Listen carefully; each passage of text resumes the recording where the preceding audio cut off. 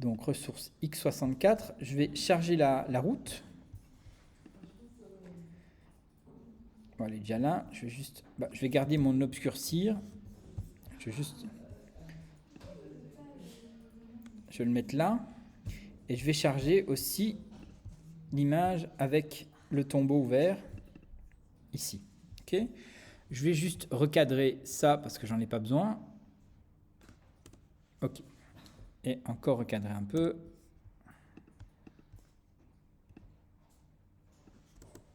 Ok. Je vais faire Enter. Je vais faire un petit commande C. Commande V. Non, Igor, qu'est-ce que j'ai fait? Convertir en objet dynamique, c'est toujours mieux. Smart Object. Et en fait, on va intégrer ça à ça, sur la route, sur la perspective de la route. Ok. Donc, je vais sélectionner tout mon calque, le copier. Et avant de le coller ici, on va créer en fait une référence. Donc, je crée un nouveau calque vide et on va faire un truc un peu particulier qui s'appelle Vanishing Point. Point de perspective ou point de fusion. Et le Vanishing Point, qu'est-ce qu'il fait? C'est un petit effet filtre dans Photoshop qui va permettre de jouer sur la perspective d'un élément. Non, c'est le dernier. Ici, c'est après fluidité. Ah, c'est ça, point de fuite. Voilà. Et donc, en fait, ça se passe en deux étapes. On va créer en fait une grille qui va servir de référence pour indiquer à Photoshop la perspective. Et on va utiliser les points de référence qu'on a. Tac. Je vais plutôt prendre cette perspective ici. Tac. Tac. 3. Et j'ai raté, je vais recommencer, c'est pas grave. Tac. 1. 2.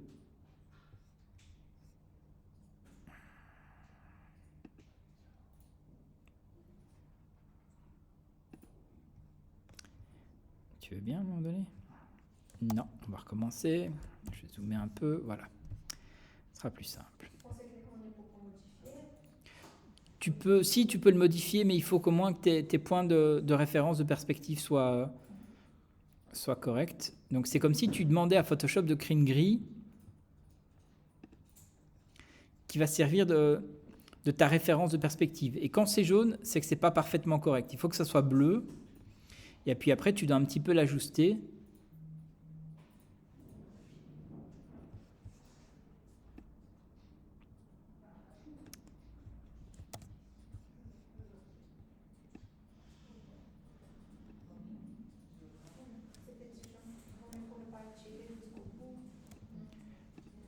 Si c'est le but,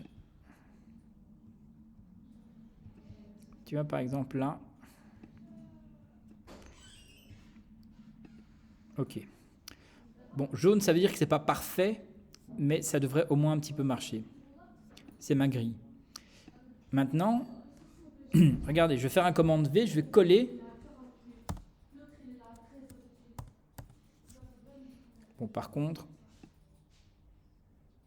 regardez, quand je le dépose dans ma perspective, il va automatiquement l'adapter à la perspective que j'ai dessinée à la base. Même si, vous voyez que ma perspective, elle a déconné ici, je ne sais pas pourquoi, ça c'est un bug, je pense.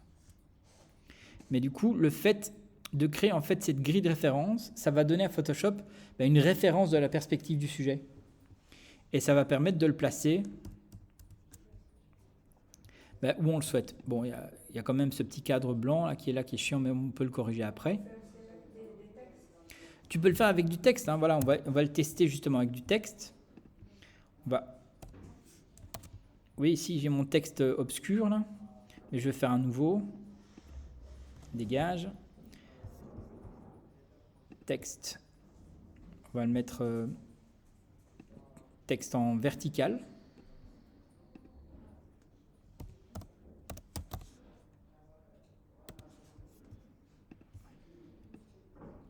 Mon texte est là, ok? Je vais le sélectionner, commande C, je vais le masquer temporairement. Donc j'ai copié mon texte, je crée un nouveau calque vide, je retourne dans mon outil Vanishing Point. Bon, il n'a pas gardé ma grille, mais c'est pas grave, on va vite la refaire.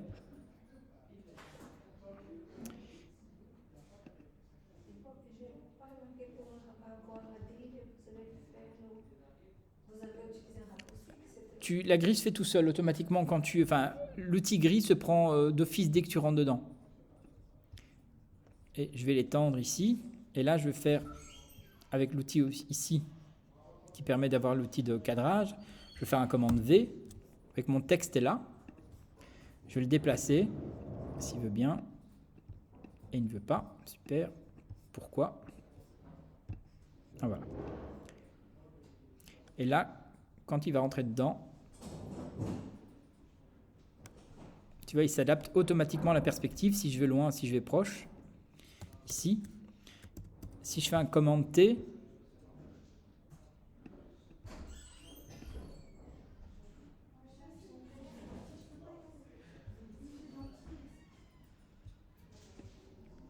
tu vois, tu peux l'intégrer ici.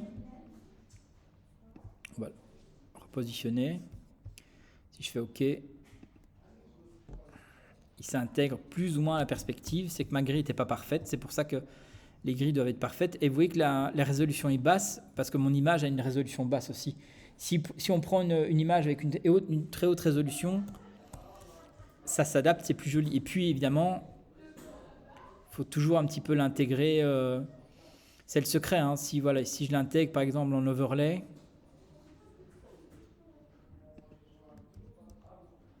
il s'intègre déjà mieux au niveau de la structure, mais on voit que c'est quand même encore fort pixelisé. Parce que ma résolution d'image est basse. Hein. Vous voyez que déjà quand je zoome ici sur mon texte, voilà. Mais le principe, si je prends un autre exemple que j'ai peut-être ici pour vous montrer de nouveau le même outil, je vais revenir pas ici. 62, est-ce que j'ai le... Non. Les photographes.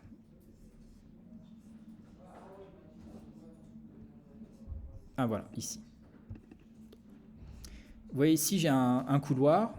Je vais de nouveau faire un calque vide, Vanishing Point. Et je vais de nouveau refaire ma grille. Je vais partir par exemple du chauffage ici. Tac. Je prends le mur ici.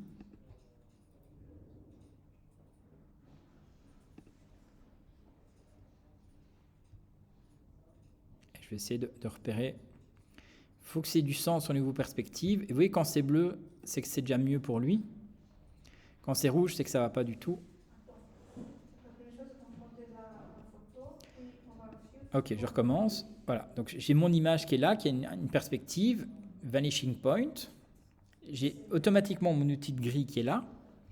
Et on va placer la perspective sur une ligne de perspective de fuite. On va du coup placer en verticalité. Et du coup, ici, tu vas pouvoir placer.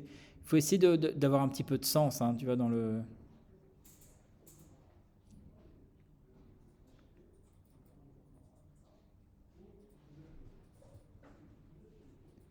Maintenant, regarde, je peux utiliser le cadre ici aussi.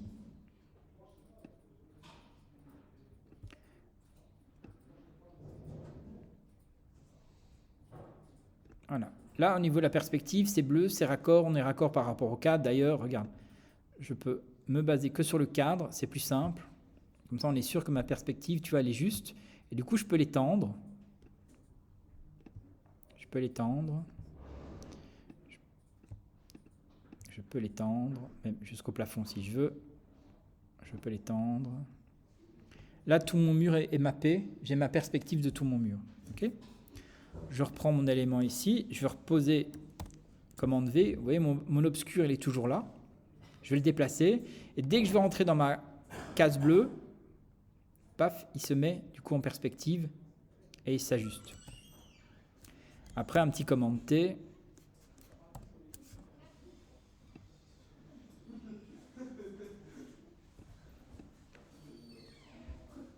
On le modifie un petit peu comme on veut. Enter. Mon obscur est placé en perspective. Par contre, une fois qu'il est placé, si je le déplace, allez mec.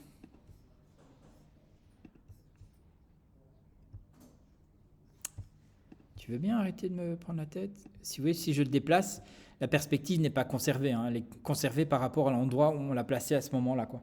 Mais du coup, il est placé dans la perspective du mur. Donc ça peut être pas mal. Et ce qui est chouette, c'est que du coup, si je réouvre mon vanishing point, ma grille est toujours là. Vous voyez, donc si je peux mettre d'autres éléments. Regarde, je vais mettre ici par exemple.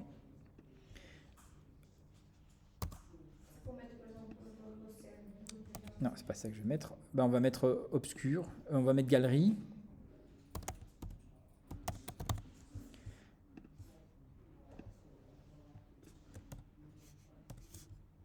Commenter. Ok, je vais le placer ici par exemple. Enter. Je vais faire une sélection. Hop. Commande C. Comme ça, j'ai sélectionné mon texte. Je fais un nouveau calque vide. Je retourne dans fluidité. Vanishing point. Gris. V. Mon galerie est là. Je vais le placer ici. Tac, il est adapté au niveau perspective. Après, c'est plus du texte éditable. On peut le déplacer, mais on n'a plus la même perspective. Mais ça n'empêche qu'on peut quand même lui faire des effets. Un petit drop shadow, par exemple, si tu veux le donner une petite profondeur. Si tu veux rajouter du texte, alors si tu veux mettre le chat, de nouveau, on va dézoomer. Écoute, on va faire ça, on va prendre le chat. Oui, tu chat. C'est pas grave, je peux quand même prendre ici. Commande C pour copier.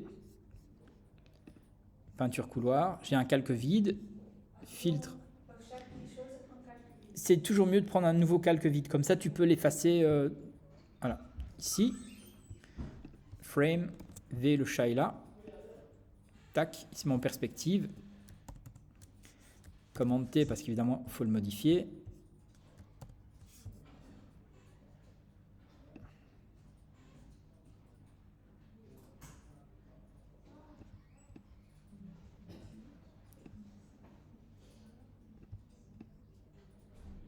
Là, si je le mets au bout, évidemment, la taille est plus petite.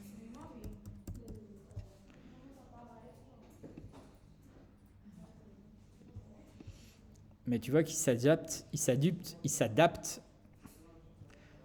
dans la perspective de la pièce, quoi. Et le chat est placé comme un truc. Et de nouveau, là aussi, il ne faut pas oublier, même si c'est chaque fois un calque, tu peux quand même lui faire des petits contours, des petits effets, des drop shadows, des bevel and emboss si tu veux lui donner un petit côté. Bevel and emboss, ça donne en général pas bien. Pas dans ce cadre-là. Et l'ombre portée, il ne faut pas déconner avec ça. Hop. Tu peux faire une shadow.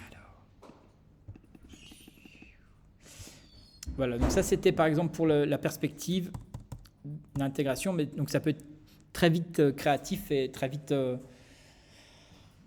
créatif aussi, je pense. On verra aussi avec l'outil vectoriel dans Illustrator. Pour faire justement, on peut faire aussi de la perspective avec du texte, avec des éléments qu'on dessine.